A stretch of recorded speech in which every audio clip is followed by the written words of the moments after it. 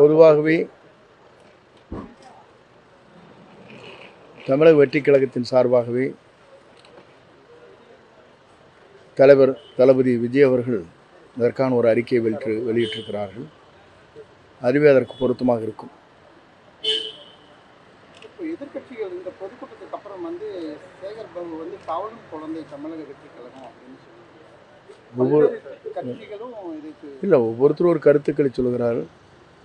தவழும் குழந்தை தான் பெரியவர் ஆவார்கள். பெரியவரானதுக்கு அப்புறம் தான் தன்னுடைய தன்னாட்சி நடத்துவார்கள். அது வாழ்க்கையில் எதிர்பார்க்கக்கூடிய ஒன்று. இப்போ தமிழிசை சவுந்தரராஜன் என்ன சொல்லியிருக்காங்கன்னா, களத்திலே இல்லாத கட்சி தமிழக வெற்றிக் கழகம்னு சொல்லியிருக்காங்க. அவருடைய கருத்து அப்படிப்பட்ட கருத்து. களத்தில் இருக்கிறோமோ இல்லை என்பது தேர்தல் முடிவு தான் தீர்ப்பளிக்கும். இப்போ தமிழக வெற்றிக் கழக அடுத்த பொதுக்கூட்டம் எங்கே நடக்குதுன்னா, நாளை அவரிடத்தில் இன்றைய மாலை பேசிவிட்டு எந்த இடம் என்பதை முடிவு செய்வோம். தமிழக வெற்றி அடுத்த வியூகம் என்னவா இருக்கும்?